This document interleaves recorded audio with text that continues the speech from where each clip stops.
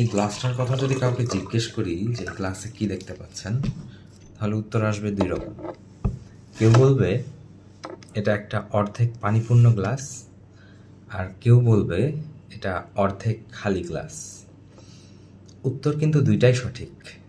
বিষয়ও একটা, গ্লাসও একটা, জিনিসও একটা, কিন্তু উত্তর দুই রকম।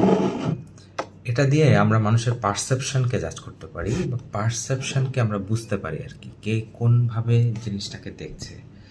যেমন এই গ্লাসটা দিয়ে বোঝা যাচ্ছে এখানে অর্ধেক পানি পূর্ণ আছে। যে বলছে যে এটা অর্ধেক পানি পূর্ণ, তিনি পানির বিষয়টাকে পজিটিভ হিসেবে দেখছেন। আর যিনি বলছেন অর্ধেক খালি, তিনি খালি বিষয়টাকেই তুলে ধরছেন। বিষয় একটাই, গ্লাস একই, পানি অর্ধেক আছে, আবার পানি অর্ধেক খালি, সেটা দুটোই সঠিক। মানুষের পারসেপশনটা এখানে গুরুত্বপূর্ণ। যেমন কোনো একটা সৌধ নির্মাণের সময় কয়েকজন মিস্ত্রিকে জিজ্ঞেস করা হলো, আপনি এখানে কি করছেন? একজন মিস্ত্রি রাগান্বিত হয়ে উত্তর দিলেন, দেখছেন না আমি এখানে প্লাস্টার করছি, আমি এখানে ইট গাঁথছি। আরেকজন মিস্ত্রিকে জিজ্ঞেস করা হলো, আপনি কি করছেন?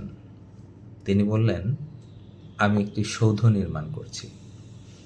দুইজনই একই কাজ করছেন, একই স্থাপনায় কাজ করছেন, বিষয়টা সম্পূর্ণই এক, কিন্তু তাদের পারসেপশন অর্থাৎ দৃষ্টিভঙ্গি ভিন্ন।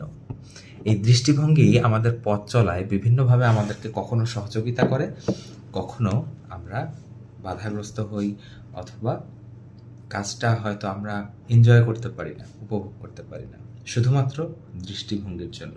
তাই দৃষ্টিভঙ্গি আমাদের কাজের ভঙ্গি এবং কাজের আনন্দকেই চেঞ্জ করে দেয়। এজন্য সবার প্রথম দরকার দৃষ্টিভঙ্গি বদলানো।